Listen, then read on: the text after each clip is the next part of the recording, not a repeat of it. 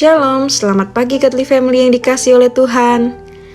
Mari kita bersama-sama menikmati teh hangat, teduhkan hati, hadirkan semangat.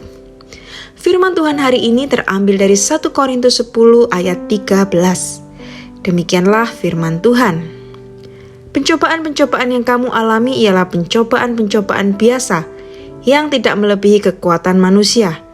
Sebab Allah setia, dan karena itu Ia tidak akan membiarkan kamu dicobai melampaui kekuatanmu.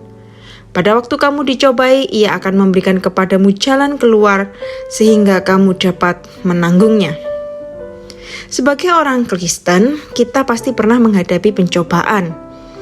Setiap pencobaan yang datang silih berganti membuat kita berjuang untuk tetap teguh di dalam iman dan tidak jatuh di dalam dosa. Namun kenyataannya kita pun pernah jatuh ke dalam dosa karena merasa tidak kuat menghadapi pencobaan yang datang kepada kita.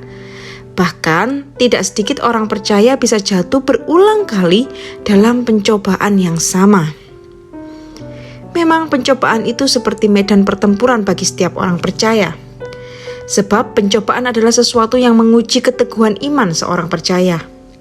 Di dalam Alkitab dinyatakan bahwa Allah tidak mencobai, tapi pencobaan datang bisa dari diri manusia sendiri atau dari iblis. Sebab Allah itu baik dan hanya kebaikanlah yang Allah berikan. Namun jika manusia mengalami pencobaan, itu semua ada dalam kedaulatan Allah dan atas seizin Allah.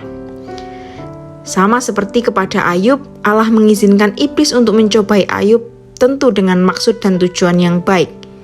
Demikianlah juga kepada kita orang-orang percaya saat ini. Allah mengizinkan pencobaan-pencobaan terjadi untuk mendewasakan kita. Bahkan di dalam Yakobus 1 ayat 2-3 dinyatakan bahwa pencobaan itu baik dan bisa menghasilkan ketekunan. Tantangan kita sebagai orang percaya adalah terkadang kita merasa tidak mampu menghadapi pencobaan yang datang dalam kehidupan kita. Dan akhirnya kita putus asa, bahkan mungkin menyalahkan Tuhan sebab Ia tidak menolong. Atau kita mempertanyakan, mengapa Tuhan mengizinkan pencobaan yang begitu berat datang dalam kehidupan kita? Padahal sesungguhnya Tuhan Allah tidak pernah membiarkan pencobaan yang melampaui kekuatan kita datang dalam kehidupan kita. Paulus dalam suratnya memperingatkan jemaat Korintus untuk tetap teguh dalam iman dan tidak jatuh dalam dosa. Sebab mereka dikelilingi oleh banyaknya pengaruh buruk seperti penyembahan berhala dan bahkan percabulan. Untuk itu, melalui nats ini, Paulus memperingatkan mereka agar mereka teguh berdiri di dalam iman. Sebab Allah setia menyertai mereka bahkan ketika mereka menghadapi pencobaan, Allah akan memberikan jalan keluar sehingga mereka dapat menanggungnya. Janji inilah yang juga berlaku bagi kita semua yang hidup di zaman sekarang. Allah akan tetap setia menyertai kita ketika kita menghadapi pencobaan. Ia pasti akan memberikan peringatan, menegur, meneguhkan, bahkan mendoakan kita ketika kita menghadapi pencobaan. Ini adalah janjinya yang tertulis di dalam Alkitab. Untuk itu bagian kita adalah taat dan setia. Mari kita andalkan Dia dalam seluruh aspek kehidupan kita. Maka ketika kita menghadapi pencobaan, kita tidak akan mengandalkan diri kita sendiri, sebab kita berpegang teguh pada firman-Nya. Mari berdoa. Bapa kami yang di surga, kami bersyukur memiliki Allah yang setia seperti Engkau. Ampuni kami jika kami masih sering jatuh ke dalam dosa ketika menghadapi berbagai macam pencobaan yang datang dalam kehidupan kami.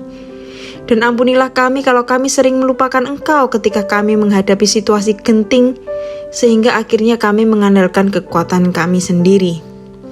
Saat ini kami mohon kemurahan-Mu untuk senantiasa menegur dan meneguhkan kami ya Tuhan, ketika kami sedang menghadapi pencobaan. Kami ingin menang menghadapi pencobaan-pencobaan yang kami hadapi bersama-sama dengan Engkau. Kami ingin percaya dan mengandalkan-Mu ya Tuhan, dan doa kami adalah supaya kehendak-Mu yang terjadi dalam kehidupan kami.